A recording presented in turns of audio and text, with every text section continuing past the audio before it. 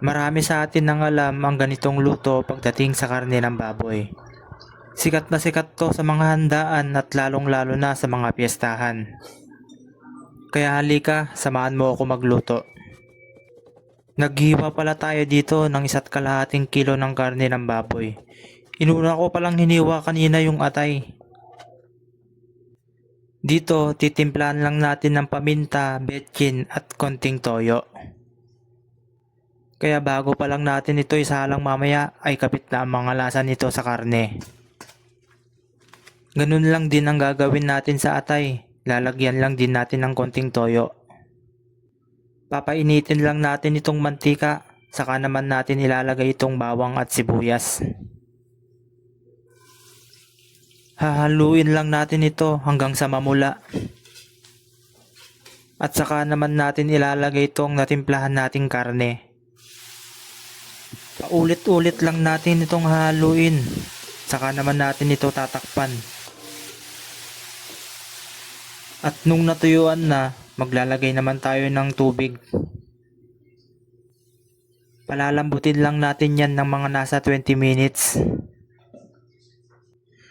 At nung malambot na, ilalagay naman natin tong liver spread.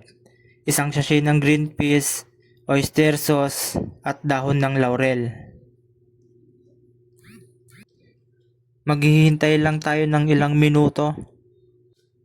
At ilalagay naman natin itong nahiwang carrots, patatas, at red chili. Hiniwa pala natin yung mga gulay sa style na pahaba. At tatakpan lang din natin ito at para maluto yung gulay. At nung malambot na ang mga ating gulay,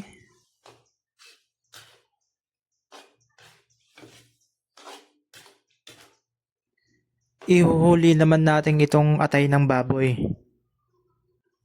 Saglit lang pala maluto itong atay ng baboy. Mahirap na kapag ito'y nasobrahan at baka lalong kumunat. At dito, luto na ang ating pangmalakasang igado. Lahat naman tayo ay may kanya-kanyang version pagdating sa pagluto ng igado. At kung hindi ka marunong magluto, halika, panoorin mo ang video ko na ito.